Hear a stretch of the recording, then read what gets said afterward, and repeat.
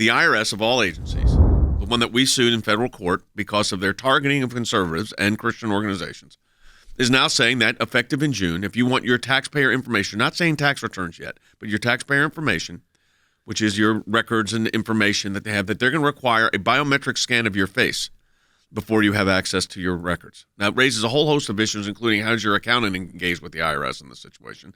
This is an agency that is using fax machines in the year 2022. Fax machines. It throws up a lot of red flags, and it's mainly due to the inept nature of the department. It has less to do, again, with the technology and more to do with the fact that no one is going to trust the IRS. I'm going to give you three of the Democrats that are saying this is a terrible idea. Senator Ron Wyden says he's very disturbed. Senator Jeff Merkley says it's very disturbing. And maybe most interesting to me, Jay, Congressman Ted Lieu says this is a very, very, very, very bad idea. The enrolled agents, CPAs and others, are going to have a difficult time getting this taxpayer information that they need for their taxpayer clients.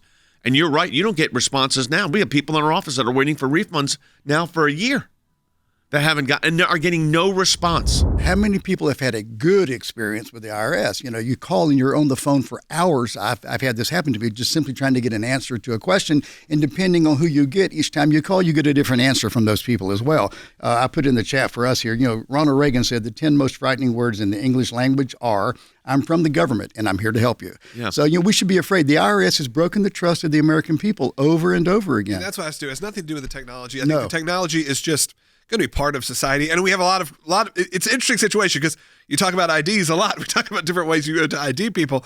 This is now the new way.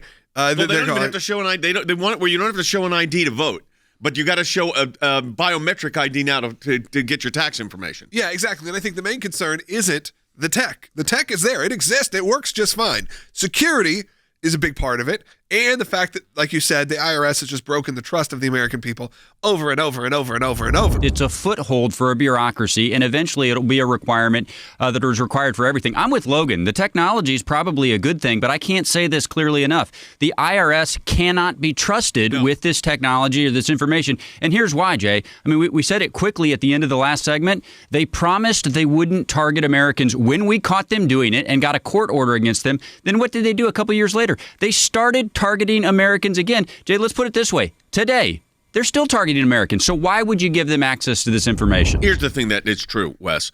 The idea that this agency of all agencies would get the data that includes biometric data now is just frightening because the interagency sharing could be unreal here. There are very little controls on this. You don't really know ultimately what the IRS is going to do or how secure information is going to be with them. And as I said earlier, they've broken the trust of the American people, especially with their obvious bias against conservative groups and against religious people. The other thing about facial recognition software is that it doesn't always work. It is not flawless. And generally, at least my experience has been that whenever I've used this kind of technology, I have to consent to it. But in this case, starting this summer, you know, you will be forced to consent. That's right. That's right. There's no consent. The IRS is saying come the summer, no option. You have to give biometric data. Once they have this very sensitive data, if they change their own internal rules about how they store it or how they use it or who they share it with, you have little recourse. Bingo. Let me just tell you this, you know, we always talk about the slippery slope. And a slippery slope here is once you get a facial recognition system going, you could easily go, you know, when you go to the bank, they're taking your picture. You go to the ATM, they're taking your picture. You go to almost on every street corner now in big cities, they're taking your picture. This slippery slope means they can upload your face and do facial recognition to know, are you depositing? How much did you deposit? Now they're going to be checking all of your financial records. It's so easy to do. Look what they're already doing, demanding with Venmo, right?